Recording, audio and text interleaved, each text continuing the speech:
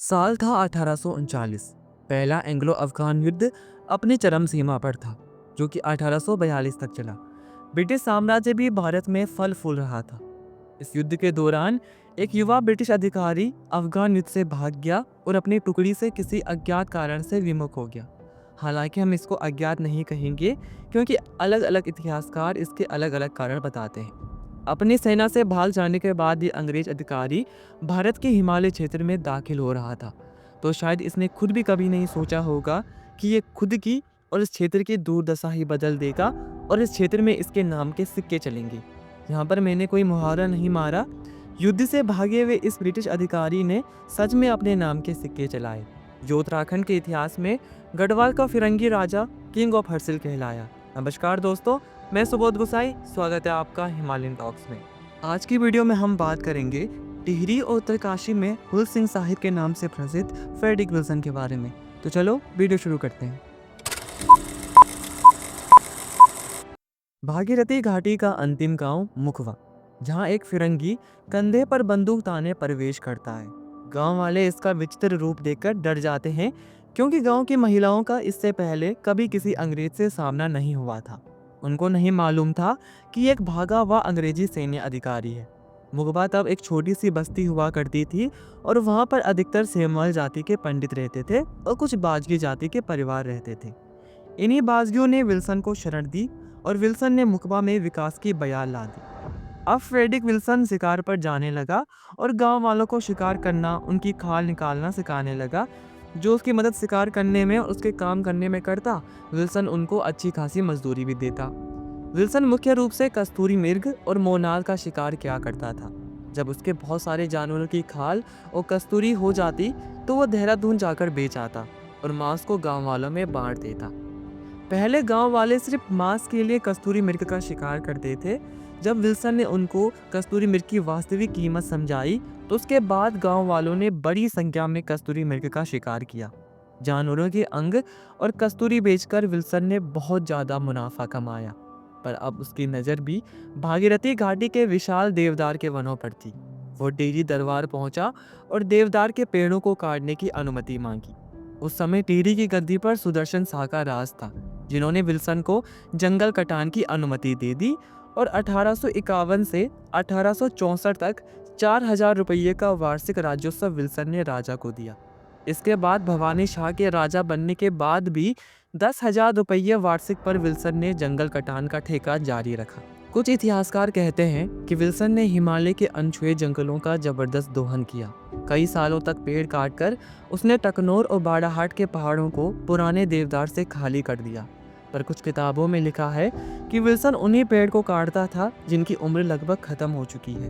इससे जंगलों की डेंसिटी भी कम होती थी और नई वनस्पतियों को पनपने का मौका मिला। विल्सन पहला आदमी था जिसने भागीरथी घाटी के सुदूर वनों का इस्तेमाल किया और लकड़ियों को नदी के सहारे मैदानी क्षेत्रों में पहुंचाया। नदी के सहारे ये नहीं कि किसी नाव के सहारे। विल्सन पेड़ काटकर भागीरथी के तेज बहाव में छोड़ देता था और हरिद्वार में उन लकड़ियों को इकट्ठी करता था। इसके लिए उत्तरकाशी से हरिद्वार तक उसके साथ इस काम में हजारों लोग उसकी सहायता करते थे और ये उसकी एक बहुत बड़ी उपलब्धि थी। उसने कई रास्तों का निर्माण भी किया। इन्हें विल्सन मार्ग के नाम से जाना जाता था। आज भी उन रास्तों का इस्तेमाल किया जाता है।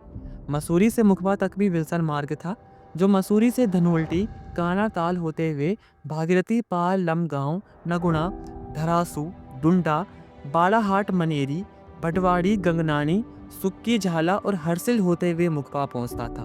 विल्सन ने यहाँ पर अपना पूरा वर्चस्व स्थापित कर लिया था और व्यापार के लिए इसने यहाँ पर अपने नाम के सिक्के भी चलाए, जो हर्सिल से हरिद्वार तक लेन देन के लिए काम आते थे।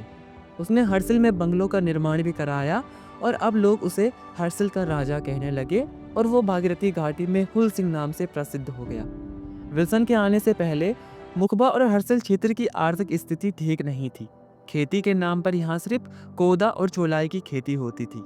पर विल्सन ने यहाँ पर फलों की बागवानी शुरू की, जिसमें सेब, खुमानी, पूलम जैसे फलों का बागान लगाए। इसमें उसने सेब के बागानों ने टकनौर में अपना वर्चस्व स्थापित कर लिया। सबसे पहले विल्सन ने ही टकनौर में आलू, राजमा और गेहूं की खेती शुरू की और यहाँ की आर्थिक स्थिति में इतनी मजबूती लाई कि आज टकनौर पट्टी सबसे समृद्ध मानी जाती है।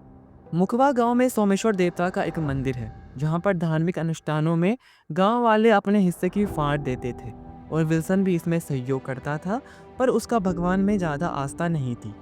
एक ऐसे ही धार्मिक अनुष्ठान में मंदिर में पसवा पर देवता अवतरित हुए। विल्सन ने देवता को आजमाने के लिए अपने दोनों मुट्ठी पर कुछ रखा और देवता को पूछा कि इन मुट्ठियों पर क्या है। पसवा मंदिर से बाहर गया और खुमानी के पेड़ के सामने खड़ा हो गया।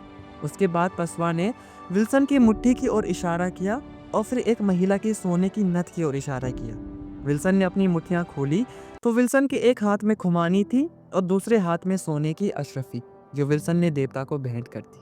अब हम बात करते हैं विल्सन की फैमिली के बारे में।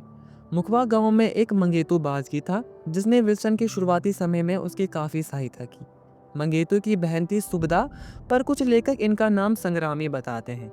संग्रामी शादी करके गोरसाली गांव में गई, पर वो शादी के कुछ समय बाद वापस मुखबा आ गई और यहीं रहने लगी। मुखबा में विल्सन ने मंगेतू की बहन संग्रामी उर्फ सुबदा से विवाह कर लिया, पर संग्रामी के निसंतान मर जाने पर विल्सन ने मंगेतू बाजगी की जवान बेटी रायमता के साथ शादी कर ली। इसमें सारे इतिहासकार सेम ही लिखते हैं कि विल्सन की 2 शादियां हुई थी, पहली संग्रामी के साथ और दूसरी संग्रामी की भतीजी रायमता के साथ। पर लेखकों में एक मतभेद आता है कि विल्सन की दूसरी शादी संग्रामी के मर जाने पर हुई या संग्रामी के जीते जी हुई। मैं आपको एक राइटर का रेफरेंस देता हूँ। देसी काला की किताब में प्रकाशित विल्सन की वसीयत 4 जुलाई 1882 की है। इस वसीयत में विल्सन ने रायमता को अपनी पत्नी स्वीकार ही नहीं किया। उसने रायमता का जिक्र तो किया है और रायमता को हर 6 महीने में 400 रुपये देने का जिक्र किया है, पर रायमता का नाम उसमें संग्रामी की भतीजी के रूप में हुआ है। इतिहासकार लिखते हैं कि विल्सन और रायमता के 3 बच्चे हुए, पर विल्सन की वसीयत में संग्रामी को उसने अपने बच्चों की मां बताया है।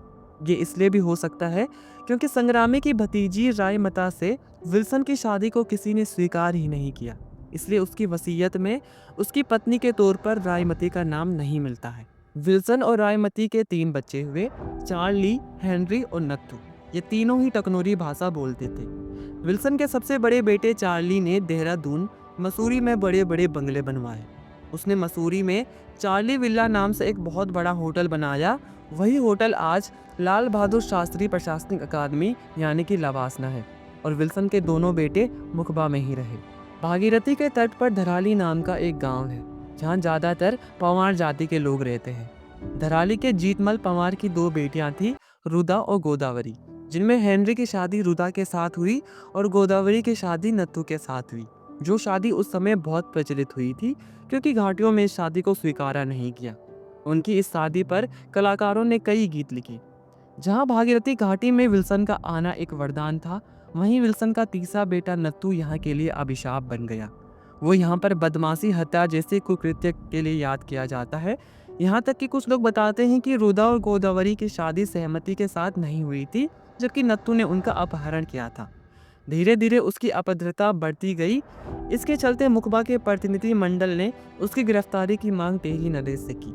उसके बाद उसे टेरी जेल में डाल दिया गया, जहां पागलपन के चलते उसकी मौत हो गई। अब विल्सन हर्सिल में अकेला रहता था। उसका मन अब यहाँ से हटने लगा। उसने अपनी सारी प्रॉपर्टी टेरी नरेश को दे दी, जहां आज उसका बंगला फॉरेस्ट गेस्ट हाउस के रूप में सरकारी सेवा दे रहा है। हालांकि 1991 की आग में यह बंगला काफ़ी जल चुका है। लोग बताते हैं कि विल्सन ने जंगलों का दोहन किया, जंगली जानवरों की हत्या की और देवी देवताओं को अपमान किया। इसके चलते उसको देवी देवताओं का दोष लगा। विल्सन का दूसरा बेटा हेनरी भी जल्दी मर गया। हेनरी की पत्नी का जीवन बहुत गरीबी में बीता। उसको देखकर कोई कह नहीं सकता था कि यह हर्सिल की फिरंगी राजा कहे जाने वाली विल्सन की बहू है। विल्सन की मृत्यु साल 1883 में हुई। वो भारत में लगभग 40 सालों तक रहा। कुछ लोग उसको भागीरथी घाटी की बर्बादी का कारण मानते हैं, तो कुछ लोग उसको यहाँ के लोगों की ज़िंदगी बदलने का कारण मानते हैं। ये आप लोगों को तय करना है और कमेंट में बताना है, विल्सन पर अपनी टिप्पणियाँ देनी है। तो दोस्तों, आज की वीडियो में इतना ही। मिलते हैं दूसरी वीडियो में, जहाँ बात होगी उत्तराखंड के एक और किस्से की। धन्यवाद।